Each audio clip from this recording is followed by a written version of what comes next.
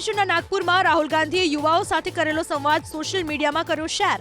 રાહુલે પ્રખ્યાત રામજી શ્યામજી પૌવાવાડાની દુકાન પર યુવાઓ સાથે કરી હતી ચર્ચા।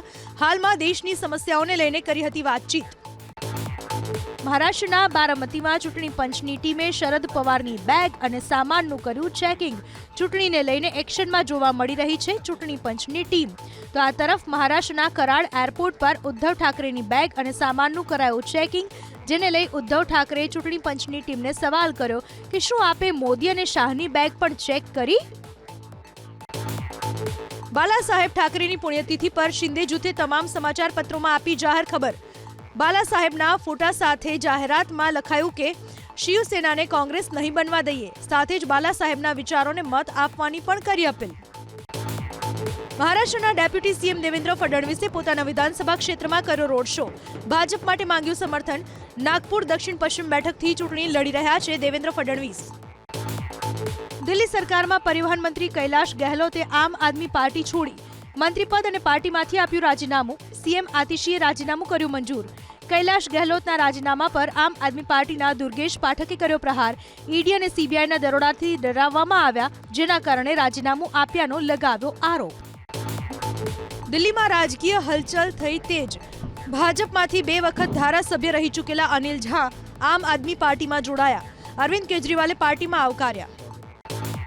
ઉત્તર પ્રદેશના ઝાંસીની મેડિકલ કોલેજમાં થયેલ અગ્નિકાંડમાં મૃત બાળકોની સંખ્યા 10 થી વધી 11 પર પહોંચી। જિલ્લા અધિકારીએ આ વાતની પુષ્ટિ કરી।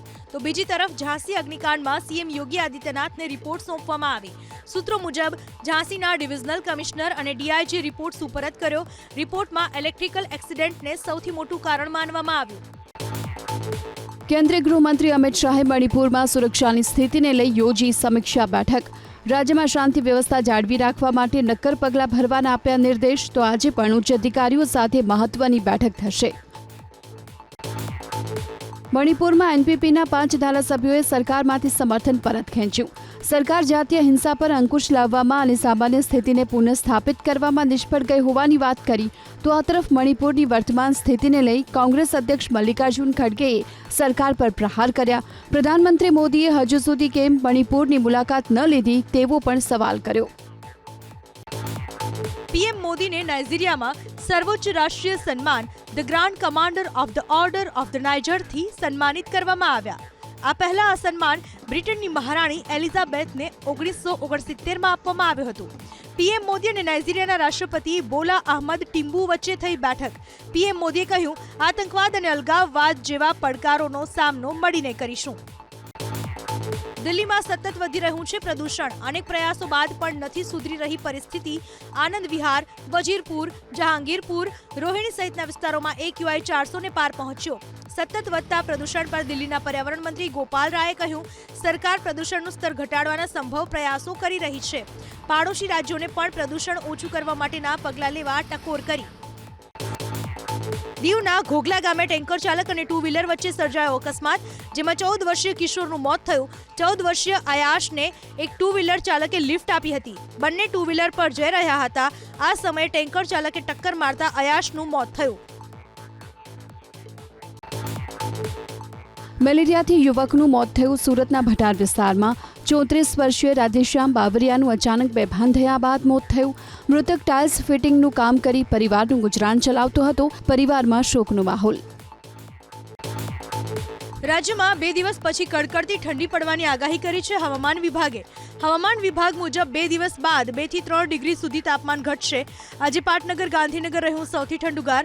ગાંધીનગરમાં નોંધાયું 16 ડિગ્રી લઘુત્તમ તાપમાન। તો નલિયા અને કેશોદમાં 17 ડિગ્રી લઘુત્તમ તાપમાન નોંધાયું, જ્યારે અમદાવાદમાં 19 ડિગ્રી લઘુત્તમ તાપમાન નોંધાયું। જમ્મુ કાશ્મીરના પહાડી વિસ્તારમાં શરૂ થઈ બરફવર્ષા। શ્રીનગરમાં ભારે બરફવર્ષાના કારણે કારગિલ હાઈવે પર બરફના થર જામ્યા, જેને લઈને બીઆરઓની ટીમ હાઈવે પર જામેલા બરફને હટાવવામાં લાગી। મુખ્યમંત્રી ભૂપેન્દ્ર પટેલે ટ્રાફિકની સમસ્યા દૂર કરવા મહત્વનો નિર્ણય કર્યો। રાજ્યમાં 61 માર્ગોની પહોળાઈ વધારવા 2995 કરોડ મંજૂર કર્યા। 21 રસ્તાઓની 203.41 કિલોમીટર લંબાઈને 4 લેન કરવા 1646.44 કરોડ મંજૂર કર્યા છે। તો 15 માર્ગોની 221.45 કિલોમીટરની લંબાઈને 10 મીટર પહોળી કરવા 580.16 કરોડ મંજૂર કરાયા છે, જ્યારે 25 રસ્તાની 388.80 કિલોમીટરની લંબાઈને 7 મીટર પહોળી કરવા 768 1.72 કરોડ મંજૂર કરાયા છે. વડોદરા શહેર ભાજપ, જેમાં હવે ખુલીને બહાર આવ્યો નવો વિખવાદ. આ વિખવાદ છે સદસ્યતા અભિયાનને લઈ, જેમાં માંજલપુરના ધારાસભ્ય યોગેશ પટેલ અને અકોટાના ધારાસભ્ય ચૈતન્ય દેસાઈ સામસામે આવી ગયા.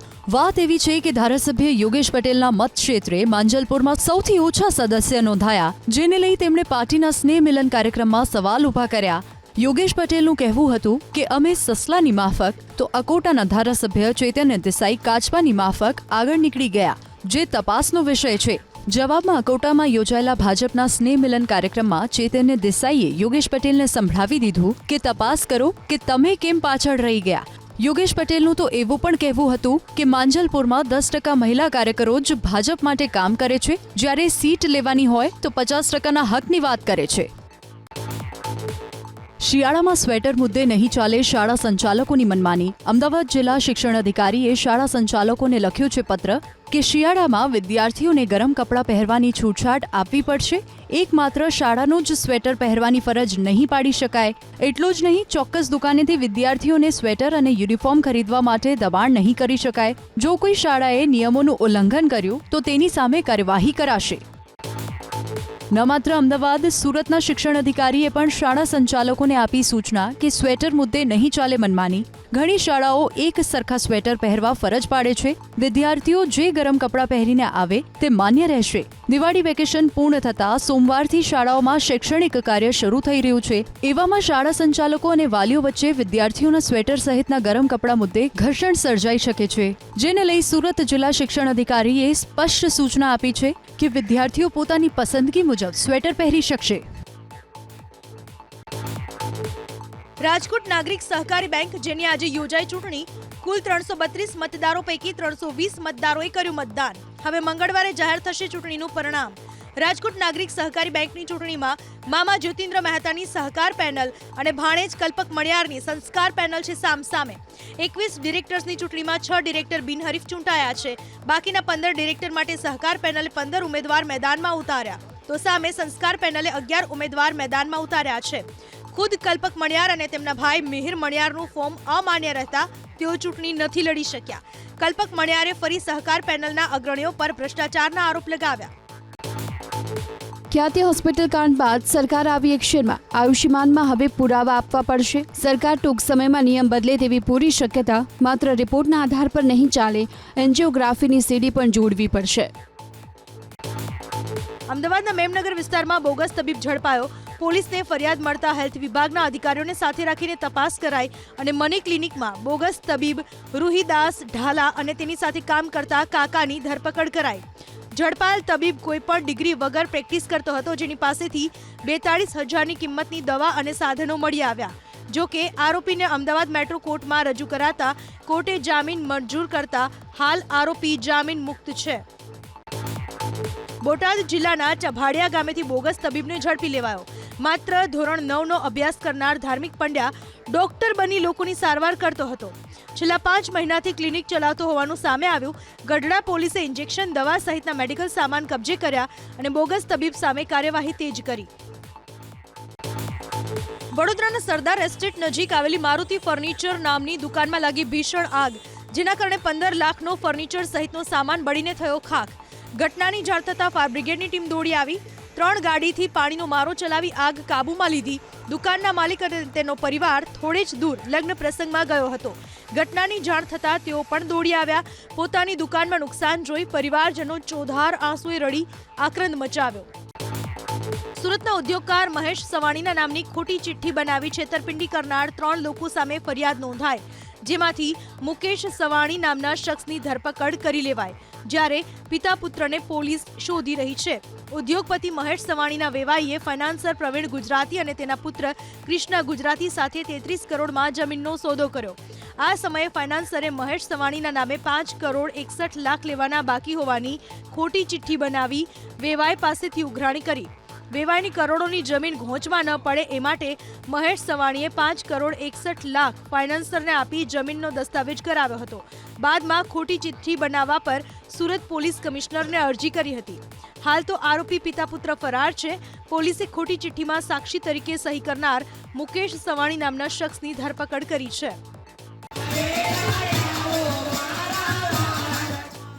સોમનાથમાં કોળી સમાજનું 2 દિવસથી ડિમોલિશનના વિરોધમાં આંદોલન ચાલી રહ્યું છે, જેમાં ધારાસભ્ય સહિત રાજકીય અને સામાજિક આગેવાનો કોળી સમાજના આંદોલનમાં જોડાયા છે.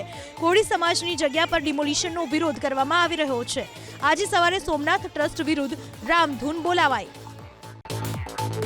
દાહોદમાં એરપોર્ટ બનાવવા માટે સર્વે શરૂ થતાં જ વિરોધ થયો. ઝાલોદ તાલુકાના ટાઢાગોડા, ગુલતોરા, શારદા અને છાયણ ગામમાં એરપોર્ટ બનાવવા માટે સર્વે શરૂ થતાં ગ્રામજનોમાં ભારે રોષ છે. ખેડૂતો મુજબ દિલ્હી મુંબઈ કોરિડોર હાઈવેમાં જમીન ગઈ અને હવે એરપોર્ટમાં જમીન જતા ગ્રામજનોમાં રોષ છે. ખેડૂતોએ સર્વેની કામગીરી રોકતા કલેક્ટરે ગામની મુલાકાત લીધી. આ સમયે ગ્રામજનોએ કલેક્ટર સામે પોતાનો રોષ વ્યક્ત કર્યો. અમદાવાદમાં બીજી વખત યોજાયેલો શોપિંગ ફેસ્ટિવલ નિષ્ફળ સાબિત થઈ રહ્યો છે. રિવરફ્રન્ટ બાદ સિંધુ ભવન રોડ ઉપર શોપિંગ ફેસ્ટિવલ યોજાયો, જો કે ગ્રાહકો જ નથી આવી રહ્યા. સ્ટોલનું ભાડું પણ ન પોસાતા અનેક વેપારીઓને સ્ટોલ બંધ કરવા પડે તેવી સ્થિતિ સર્જાઈ. અમદાવાદ મહાનગરપાલિકાએ સ્ટોલનું ભાડું 3000થી ઘટાડી 1000 પણ કર્યું છે. હવે આગામી સમયમાં આકર્ષક ઓફરો લાગુ કરી વધુ એક વખત અમદાવાદ મહાનગરપાલિકા શોપિંગ ફેસ્ટિવલને સફળ બનાવવા પ્રયાસ કરશે. જામનગરમાં ભારતીય વાયુસેનાના હેલિકોપ્ટરનું થયું આકસ્મિક લેન્ડિંગ. લાલપુર તાલુકાના ગોવાણા ગામની સીમમાં ભારતીય વાયુસેનાના હેલિકોપ્ટરમાં ખામી સર્જાતા તાત્કાલિક લેન્ડિંગ કરાયું, જો કે બાદમાં ખામી દૂર થતા ફરી ઉડાન ભરી. ઘટનાને લઈને વાડી વિસ્તારમાં લોકોના ટોળા એકઠા થયા. સુરતના કામરેજમાં શેરડીના ખેતરમાં લાગી ભીષણ આગ, જેના કારણે અફરાતફરીનો માહોલ જોવા મળ્યો. આગ લાગતા ફાયર વિભાગની ટીમ ઘટના સ્થળે પહોંચી અને પાણીનો મારો ચલાવી આગને કાબૂમાં લેવાના પ્રયાસ કર્યા. આગના કારણે શેરડીના પાકને થયું નુકસાન, જો કે શેરડીના ખેતરોમાં આગ લાગવાની ઘટનામાં વધારો થઈ રહ્યો છે. ફિલિપિન્સમાં આવેલા વાવાઝોડાને કારણે ભારે તબાહી મચી. ભારે વાવાઝોડાના કારણે અનેક વૃક્ષો ધરાશાયી થયા તો અનેક મકાનોને પહોંચ્યું નુકસાન. આ સાથે જ વીજ વાયરો પણ તૂટી ગયા, જેના કારણે અસરગ્રસ્ત વિસ્તારોમાં વીજળી ગુલ થઈ. ફિલિપિન્સમાં તેજ પવન અને વરસાદને કારણે સતત પરિસ્થિતિ બગડી રહી છે. અનેક જગ્યાઓ પર પાણી ભરાયા, લોકોને સલામત સ્થળે ખસેડવામાં આવ્યા. ભાવનગરના પોલીસ વડા હર્ષદ પટેલે એ ડિવિઝન પોલીસ મથકના ડી સ્ટાફનું કર્યું વિસર્જન. 5 દિવસ પહેલા નીલમબાગ પોલીસ સ્ટેશનની હદ વિસ્તારમાંથી છરી સાથે પકડાયેલ શખ્સની તપાસમાં જીએસટી સંબંધિત 80 જેટલી પીટીએફ ફાઇલ મોબાઈલ ફોનમાંથી મળી હતી. સાહિલ નામના યુવકની અટકાયત કરતા જ જીએસટી સંબંધિત બોગસ બિલિંગની ફાઇલો મોબાઈલમાંથી મળી હતી, જેને લઈ પીઆઈ હરપાલસિંહ ચૌહાણને પણ લીવ રિઝર્વમાં મૂક્યા તો ડી સ્ટાફના 4 કર્મીઓને પણ લીવ રિઝર્વમાં રખાયા.